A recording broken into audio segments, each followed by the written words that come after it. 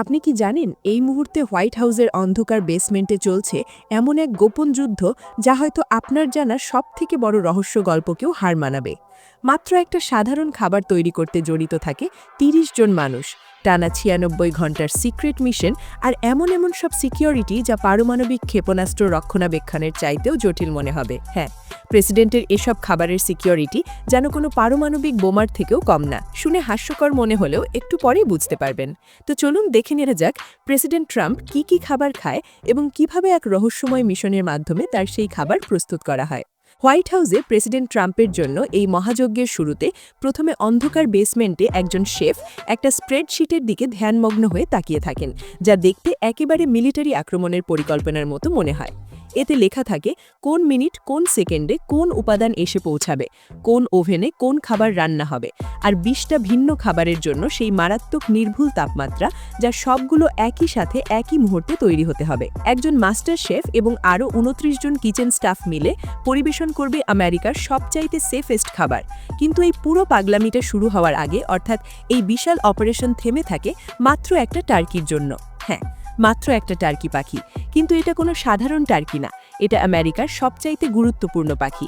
আপনি এখন দেখতে পাচ্ছেন উইলার্ড ইন্টারন্যাশনাল হোটেলের ঝকঝকে মার্বেল লবি দিয়ে একটা বিশাল টার্কি হেঁটে যাচ্ছে। বলা যায় এটা সম্ভবত সবচেয়ে ব্যয়বহুল অতিথি। ন্যাশনাল টার্কি ফেডারেশন দুটো আলাদা আলাদা লাক্সারি রুমে হাজার হাজার ডলার বিল পরিশোধ করছে, যেখানে মেঝেতে বিছানো প্লাস্টিক শিটিং, রাজার মতো খাবার স্টেশন আর শিফটে কাজ করা ডেডিকেটেড কর্মীরা, যারা দিনরাত নিশ্চিত করছে এই পাখিগুলো যেন বাদশাহী জীবন কাটাতে পারে। আর এখান থেকেই শুরু হয় আসল গল্প, কারণ এগুলো কোনো সাধারণ টার্কি না। হোয়াইট হাউসে পৌঁছানোর সময় এদের ওজন দাঁড়ায় একটা সাধারণ টার্কির থেকে প্রায় ৩ গুণ, মানে ২০ কেজি। এদেরকে জেনেটিক্যালি এমনভাবে তৈরি করা হয় যাতে ক্যামেরাতে এদেরকে অসাধারণ দেখায়, কিন্তু মজার ব্যাপার হলো এরা প্রায় হাঁটতেই পারে না। শুধু তাই না, এই পাখিগুলোকে দেয়া হয় মাসের পর মাস কঠোর প্রশিক্ষণ, যাতে করে উজ্জ্বল লাইটের ঝলকানি, আচমকা বিকট শব্দ আর চিৎকার করা মানুষের বিশাল ভিড়ের মধ্যে এসব পাখি যাতে ভয় না পায়। এমনকি এই পাখিগুলোকে মিউজিক শোনানো হয়। ক্লাসিক্যাল মিউজিক এদেরকে শান্ত রাখে, আবার কিছু কিছু মিউজিক এদেরকে মারাত্মকভাবে আক্রমণাত্মক করে তোলে। কিছু কিছু মিউজিক আবার এদেরকে একদম কনফিউজড করে দেয়। কিন্তু যে রহস্যময় বিষয়টা কেউ বলে না, সেটা হলো একজন সিক্রেট সার্ভিস এজেন্ট থাকেন, যার পুরো দিনের মিশনই হলো এই টার্কিটাকে মিলিমিটার পর্যন্ত শারীরিকভাবে পরীক্ষা করা। তারা চেক করে ডানার নিচে কোনো গোপন অস্ত্র লুকানো আছে কিনা, পরীক্ষা করে পায়ে কোনো ধারালো বস্তু থাকে কিনা। এই চেকিং শুধু নিরাপত্তার জন্যই না, আসল কারণ অনেক বেশি বিব্রতকর। পাখিগুলোকে হোটেল ছাড়ার পর ঠিক ১২ ঘন্টা পর্যন্ত একদম কিছুই খেতে দেয়া হয় না, কারণ লাইভ ব্রডকাস্টের ঠিক মাঝখানে যদি টার্কি প্রেসিডেন্টের উপরে মলত্যাগ করে, তাহলে সেই মুহূর্ত চিরকালের জন্য ইতিহাস হয়ে যাবে। তাই এই ধরনের ঝুঁকি কখনো নেওয়া হয় না। কিন্তু যখন পুরো দুনিয়া এই সেলিব্রিটি পাখির দিকে মুগ্ধ হয়ে তাকিয়ে থাকে, তখনই শুরু হয় আসল যুদ্ধ।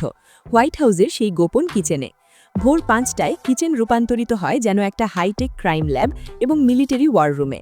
এখনও কোনো রান্নাই শুরু হয়নি, কেবল শুরু হয়েছে সিকিউরিটি চেক। খাবারের প্রতিটা ক্ষুদ্র উপাদানকে পার করতে হয় সেই নিষ্ঠুর সিকিউরিটি স্ক্রিনিং, যা শুধুমাত্র প্রেসিডেন্টকে পাঠানো সন্দেহজনক প্যাকেজের উপরেই ব্যবহার করা হয়। হ্যাঁ, প্রতিটা উপকরণ যেটা প্রেসিডেন্টের খাবারে ব্যবহার হবে, তার উৎস থেকে শুরু করে হোয়াইট হাউসের রান্নাঘরে প্রবেশ পর্যন্ত চলে কঠোর পরীক্ষা নিরীক্ষা। কোথা থেকে সবজি আসছে, কোন খামার থেকে মাংস আসছে, এসবের পুরো ইতিহাস খতিয়ে দেখা হয়, তবেই তা রান্নাঘরে ঢোকে। এমনকি যে ট্রাক চালক এগুলো নিয়ে আসেন, তারও পটভূমি তদন্ত করা হয়। কোনো সরবরাহকারী ট্রাক যখন পথে থাকে, তাহলে সেই চালান বাতিল। রান্নাঘরে ঢোকার সময় প্রতিটা প্যাকেটের বাহ্যিক অংশ পরীক্ষা করা হয়, যে কোনো চিহ্ন আছে কিনা যে মাঝপথে এটাকে খোলা হয়েছিল, সূক্ষ্ম ছিদ্র আছে কিনা বা পুনরায় সিল করা হয়েছে কিনা। তারপর সেগুলোকে মেটাল ডিটেক্টর দিয়ে চেক করা হয়। এরপর রাসায়নিক এবং জীবাণু শনাক্তকরণ পরীক্ষাও করা হয়, যেন কোনো বিষাক্ত পদার্থ বা ক্ষতিকারক জীবাণু না থাকে। প্রয়োজন হলে রেডিও অ্যাক্টিভ পদার্থের উপস্থিতিও পরীক্ষা করা হয়। সবশেষে তাপমাত্রা যাচাই করা হয়, যাতে নিশ্চিত হওয়া যায় যে সংরক্ষণের সময় কোনো উপকরণ নষ্ট হয়নি। এই পুরো প্রক্রিয়ার পরই কেবল সেই উপাদানগুলো হোয়াইট হাউসের নিজস্ব জীবাণুমুক্ত পাত্রে স্থানান্তরিত করা হয়। হ্যাঁ, হোয়াইট হাউসের শেফদের কাজ শুধু রান্নাবান্নাই নয়, তারা একই সঙ্গে একজন নিরাপত্তা প্রহরীর ভূমিকাও পালন করে।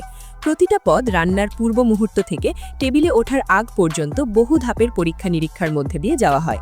উদাহরণস্বরূপ, প্রেসিডেন্টের জন্য গ্রিল করা স্টেকটা চুলা থেকে নামানোর সাথে সাথে তার তাপমাত্রা মাপা হয়। অন্তত 165 ডিগ্রি ফ্যারেনহাইট না হলে সেটাকে আবার চুলায় দিতে হবে, কেননা ফেডারেল খাদ্য নিরাপত্তা বিধি অনুযায়ী এই তাপমাত্রায় মাংস রান্না হওয়া জরুরি। এভাবেই স্যুপ, সবজি থেকে শুরু করে ডেজার্ট পর্যন্ত প্রতিটা আইটেমের সঠিক তাপমাত্রা এবং গুণগত মান নিশ্চিত করা হয়।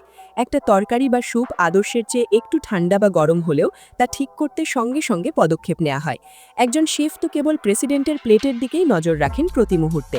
তার কাজ পরিবেশন করা নয়, বরং এটা নিশ্চিত করা যে প্রেসিডেন্টের সামনে যা কিছু থাকছে তা নিখুঁতভাবে প্রস্তুত এবং নিরাপদ। যাই হোক, বিশাল এক মহাযজ্ঞের পর ঘড়িতে রাত 2টো বেজে উঠলেই হোয়াইট হাউসের সেই অন্ধকার বেসমেন্টে ভয়ঙ্কর নীরবতা ভেদ করে বেজে ওঠে এক ওভেন টাইমারের শব্দ। টার্কি ঢুকে যায় ওভেনের ভেতরে। পরবর্তী 13 ঘন্টার জন্য এই রুম থেকে একজন মানুষও বাইরে পা রাখতে পারে না, এমনকি ওয়াশরুমের জন্যও না। যদি বিদ্যুতের পাওয়ার মাত্র 1 সেকেন্ডের জন্য ওঠানামা করে, তাতেও অনেক বড় গোলমাল শুরু হয়। আরেকটা মজার বিষয় হলো, প্রেসিডেন্টকে ব্যক্তিগত খাবারের খরচ নিজের পকেট থেকেই দিতে হয়। হ্যাঁ, ট্রাম্প পরিবারের মতো প্রেসিডেন্টের ব্যক্তিগত খাবারের বিল প্রেসিডেন্টের বাৎসরিক বেতন থেকেই আসে। হোয়াইট হাউসের প্রধান ব্যবস্থাপক মাস শেষে পুরো হিসাব কষে একটা বিল তৈরি করেন। কতটা ডিম ব্যবহার হয়েছে, কত পাউন্ড মাংস বা সবজি খরচ হয়েছে, সেই বিলের খাতায় লিখিত থাকে, যেন রেস্টুরেন্টের বিলের মতো পুরো হিসাবটাই পরিষ্কার থাকে। ভাবতে অবাক লাগছে, তাই না? দেশের সর্বোচ্চ পদে থেকেও নিজের পরিবারের ডিনারের দাম তাকে নিজেকেই চুকাতে হয়, যাতে করে জনগণের করের টাকা অপচয় না হয়। দিন শেষে প্রেসিডেন্টের খাবার যখন টেবিলে পরিবেশিত হয়, পুরো কর্মী দল তখনও নিজের শ্বাস আটকে থাকে। ট্রাম্প হয়তোবা শান্তভাবে খাবার শেষ করেন, হয়তো প্রশংসাসূচক একটা হাসি দেন বা বলেন দারুণ হয়েছে, কিন্তু তিনি জানতেও পারেন না তার সামনে আসার আগে একটা সাধারণ স্যুপ বা স্টেক কত স্তরের যাচাই আর পরিকল্পনার মধ্যে দিয়ে ইতিমধ্যেই গেছে। প্রেসিডেন্ট নিশ্চিন্তে ডাইনিং টেবিল থেকে উঠে পরবর্তী কাজে চলে যান, আর তখন হোয়াইট হাউসের রান্নাঘরের দল একটা দীর্ঘ নিঃশ্বাস ফেলে। আর একটা দিনের মিশন সফলভাবে সম্পন্ন হলো।